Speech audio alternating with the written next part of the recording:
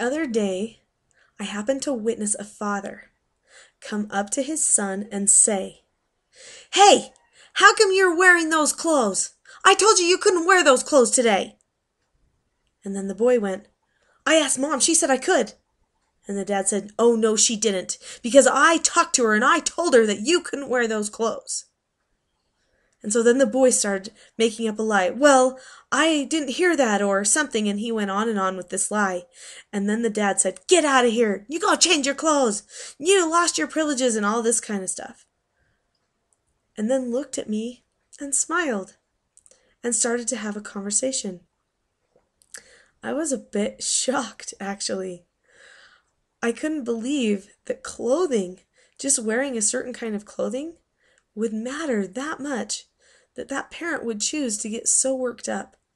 I also felt really bad for them, because I knew that father had a lot of stress and frustration inside. The sad thing is that interaction does no good. Number one, the clothes don't really matter. Number two, the child then doesn't feel like he can trust his father at all.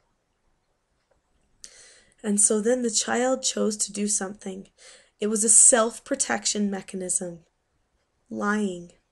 Now I know some children just dabble in lying, but this boy really chose to just out and out say a lie to try and keep himself from getting yelled at.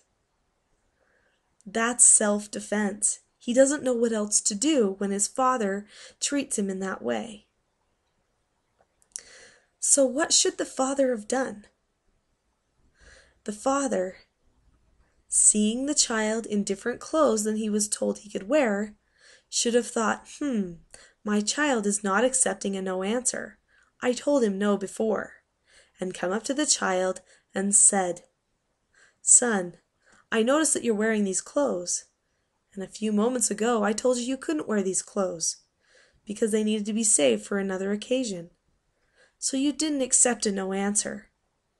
What you should have done was, you should have looked at me, kept a calm voice and a calm face, said okay, or asked to disagree appropriately, because those are the steps to accepting a no answer, and then chosen to drop the subject and not worry about the clothes anymore, but be happy with the ones that you had on. Since you chose not to do that, then you have earned an extra chore or some other kind of negative consequence that the family uses for a situation like that. In that case, the father would have been safe. The child would have learned how to accept a no answer better, and their relationship would have grown closer together.